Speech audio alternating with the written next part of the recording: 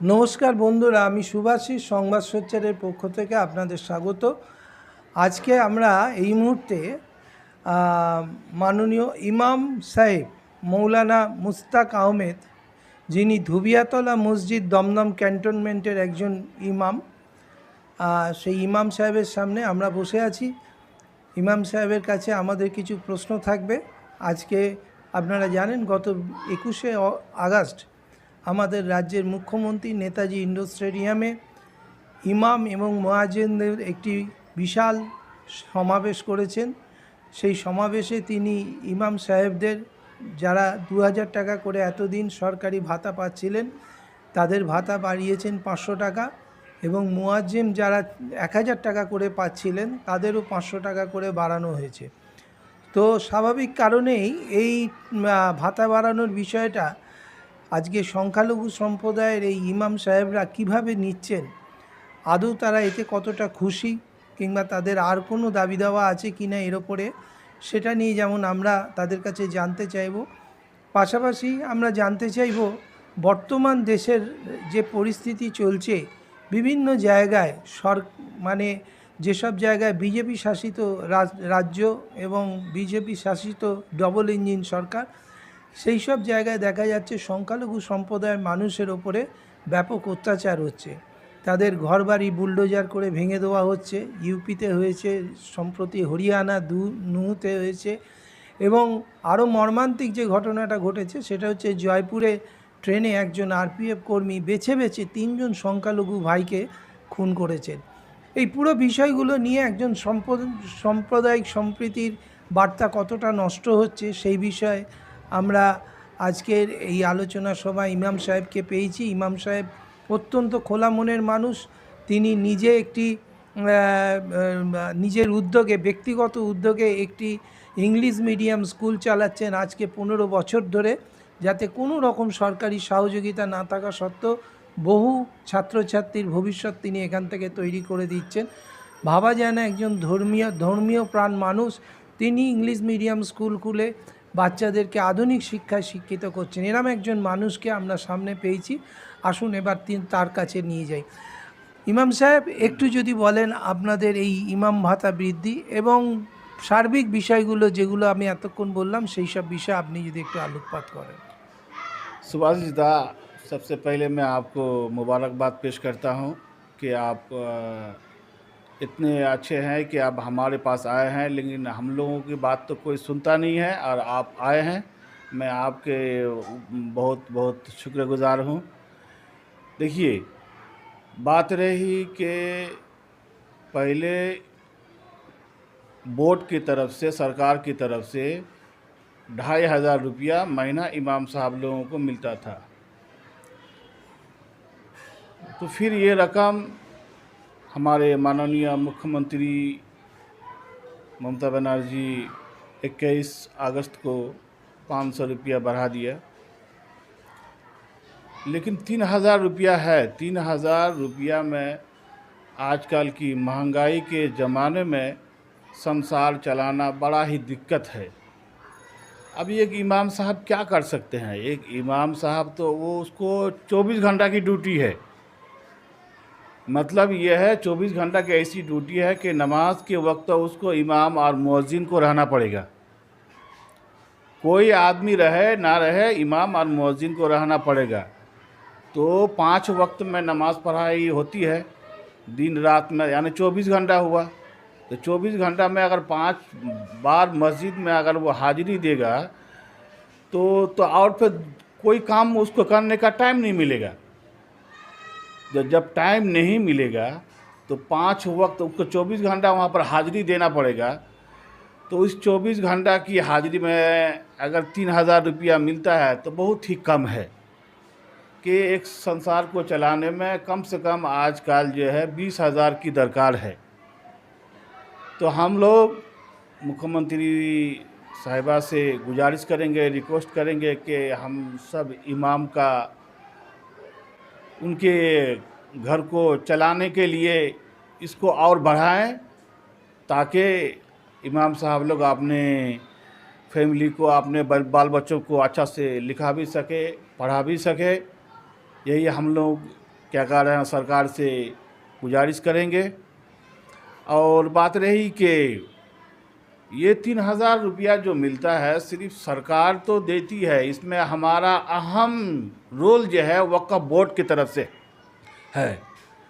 वक्फ board की जितनी संपत्ति और जितनी जायदाद है, इसको अगर सरकार ठीक ठाक से इस्तेमाल करे तो हर इमाम साहब को लगभग तकरीबन 20,000 रुपया वक्फ बोर्ड से ही मिलेगा। तो इसीलिए हमारी माननीय मुख्यमंत्री से हम लोग गुजारिश करेंगे कि इस वक्फ बोर्ड की संपत्ति को सरकार अपने हाथ में लेकर के इसका जो गैर कानूनी तौर पर लोग इस्तेमाल करते हैं उसको रोके और उसकी आमदनी को हम इमाम साहब लोगों को दें, तो ये उम्दा रहेगा। और बाकी रही कि इस वक्त जो हिंदुस्तान का माहौल बहुत ही डरावना हो चुका है। लोग घर से बाहर निकलते हैं तो पता नहीं चलता है कि वो घर वापस आएगा या नहीं आएगा। और स्टेट में सबसे अच्छा और उम्दा हमारे पश्चिम बंगाल की मुख्यमंत्री, और पश्चिम बंगाल सबसे अमन और सुकून का जगह है। जैसे कुछ दिन में आप पहले देखे होंगे, त्रिपुरा में भयानक ही लड़ाई हुई, उसमें गरीब तबके के लोग और जो निहायत ही गरीब है, जिनके पास पैसा नहीं है, जो दिन रात मजदूरी करके अपने ज़िंदगी को गुजारते हैं और अपने परिवार को चलाते हैं, वो लोग, उन लोगों के ऊपर बहुत जुल्म हुआ, बहुत सारे लोगों को मार दिया गया। ये सरकार, उसको वहाँ त्रिपुरा की सरकार नाकाम है, वहाँ की पुलिस इसके लिए कोई आगे का कदम नहीं उठा सका, शांति नहीं कर पाया। इसी तरीके पर यूपी में नूह में बहुत सारे बेकसूर लोगों को मारा गया, बहुत सारे लोगों को घरों को बुलडोजर से तोड़ दिया गया। तो बिल्कुल बिलखसूस वहाँ की सरकार गरीबों को और लाचारों को मारने से उनका फ़ायदा नहीं होगा, बल्कि फ़ायदा तो उन अमीरों का होता है जो शख्स क्या कह रहे हैं बड़े बड़े ओहदे में बैठे हुए हैं और जो बड़े बड़े स्मगलर हैं, उन लोगों के लिए फ़ायदा हो रहा है। हमारे गरीब लोगों को मारने से क्या फ़ायदा है? गरीब तो आपका सरकार ही के साथ है, गरीब तो सरकार का कभी मुखालिफत नहीं करेगा। अरे मुखालिफत तो बड़े लोग करते हैं। तो इसलिए हमें चाहिए, हम सब लोगों को इस पर इत्तेहाद होनी चाहिए कि जो हम लोग ऐसे सरकार की साथ दें जो गरीब, अमीर, हिंदू, मुस्लिम, सिख, ईसाई सबको लेकर चले। यही हिंदुस्तान की खूबसूरती है, यही हिंदुस्तान की हमारे तरक्की है। और हम लोग हमेशा चाहते हैं कि हिंदुस्तान हमेशा तरक्की करे।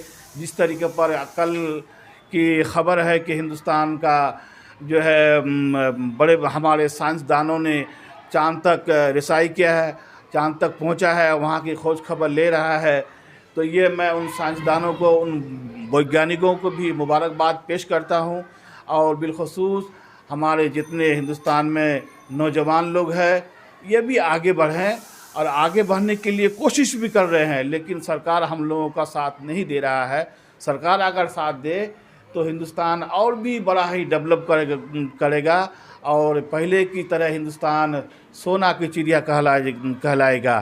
सुभाषिता, मैं आपको हमारी बात आप तक पहुंचा रहा हूं कि आप मेरी इस बात को लोगों के सामने पेश करें कि आज के माहौल जो है कितना डरावना और खौफ का माहौल हो गया है। ऐसा माहौल नहीं होना चाहिए, बल्कि एक जो बड़े हमारे ओहदे पर रहते हैं, जो बड़े कोई मिनिस्टर होते हैं, बल वो हमारे सरदार हैं। अब सरदार की बात पर हम लोगों को चलना है, लेकिन सरदार ही अगर हम गरीबों को, हम लाचारों को अगर दिक्कत में डाल दे तो हम लोग कहाँ जाएंगे, किन के पास जाएंगे? हम लोग इंसाफ लेके बड़े मिनिस्टर हुआ या पुलिस ऑफिसर हुआ या बड़े बड़े जो ओहदे में बैठे हुए हैं वहाँ पर जा रहे हैं, लेकिन वही लोग अगर हम लोगों को अगर भगा दे, धुतकार दे, तो फिर हम लोगों के लिए यार कोई रास्ता ही नहीं है। तो इसलिए मैं सरकार से और हमारे माननीय मुख्यमंत्री और बड़े बड़े ओहदे में जो लोग बैठे हुए हैं, हम सब गरीब लोगों को देखें, गरीबों की मदद करें। गरीब ही से हिंदुस्तान का आज इतना बड़ा तरक्की हुआ है। आज देखते हैं कि हम गरीब लोगों ही नहीं अनाज तैयारी करते हैं। आज अगर अनाज तैयारी नहीं होगा, यानी सब्जी नहीं होगा, चावल नहीं होगा, गेहूँ नहीं होगा, तो फिर इंसान खाएगा क्या? इंसान तो पत्थर और रुपया खा नहीं सकता है।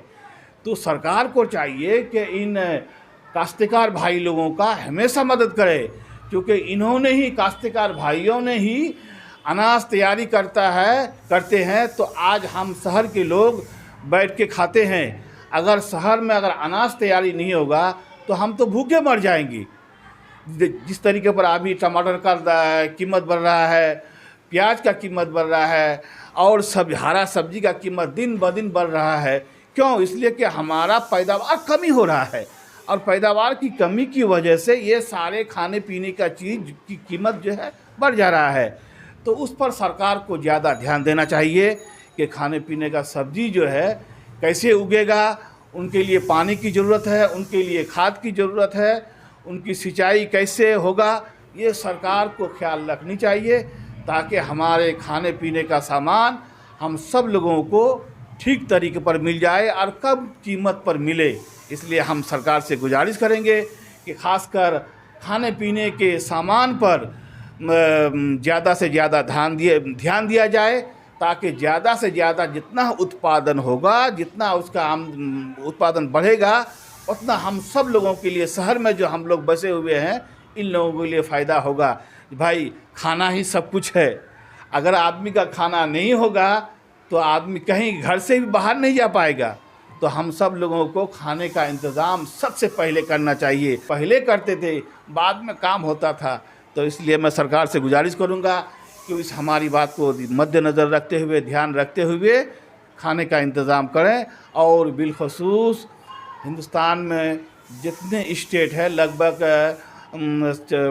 27-28 तो स्टेट है, उन 28 स्टेट में सबसे खाने के लिए हमारे पश्चिम बंगाल में सबसे सस्ता है। और यहाँ का अमीर गरीब हर आदमी बखुशी अपने परिवार के साथ ज़िंदगी गुजार लेता है। ये हमारे मुख्यमंत्री श्रीमती ममता बनर्जी का बहुत ही करम है कि उन्होंने हम सब लोगों को लेकर के चलता है और चलेंगी, और हम लोग सब उनके ही साथ हैं। क्योंकि जितने भी मुख्यमंत्री हैं, सबसे उम्दा काम करने वाली और सबसे अच्छा काम करने वाली हमारे मुख्यमंत्री श्रीमती ममता बनर्जी हैं। हम उनको बिलखसूस, और इमाम साहब का जो महीना 3000 रुपया किए हैं, मैं उन मुख्यमंत्री साहिबा से गुजारिश करूंगा कि और हम सब लोगों का थोड़ा सा बढ़ा देते, कम से कम 5000 रुपया कर देते तो बड़ा अच्छा होता। तो मेरी बात सुभाषिता आप उन तक पहुंचाइए, और हम सब हिंदुस्तान की खुशहाली के लिए, अच्छाई के लिए हम लोग दुआ करते हैं, हम लोग मेहनत करते हैं कि हिंदुस्तान की तरक्की दिन ब दिन और सबसे ज़्यादा तरक्की हो। तमाम वर्ल्ड के जितने ममालिक हैं, उन ममालिकों में सबसे उम्दा काम जो है हिंदुस्तान की तरक्की हो। यही हम लोग हिंदुस्तान की तरक्की के लिए ख्वाहिशमंद है, और इसी के लिए हम लोग दुआ करते हैं। ठीक है सुभाषिता, बहुत बहुत शुक्रिया, धन्यवाद। শুনলেন এতক্ষণ ধরে মাননীয় মৌলানা মুস্তাক আহমেদ মহাশয়ের বক্তব্য। তিনি বিস্তারিতভাবে ব্যাখ্যা করলেন। তাদের দাবি আছে 3000 টাকার যে ইমাম ভাতা দেওয়া হচ্ছে, যে মুয়াজ্জেম ভাতা 1500 টাকা দেওয়ার কথা বলা হচ্ছে, সেটাকে আরেকটু বাড়ানোর যেমন তারা দাবি রাখছেন। পাশাপাশি সারা ভারতবর্ষের নিরিখে এই মুহূর্তে পশ্চিমবাংলায় যে সংখ্যালঘু সম্প্রদায়ের মানুষ সবচেয়ে সুরক্ষিত, সে কথাটাও তিনি বলতে ভুললেন না। আজকে এইখানে এইটুকুই। সংবাদসোচ্চার.com-এর পক্ষ থেকে আমি শুভাশিস, নমস্কার।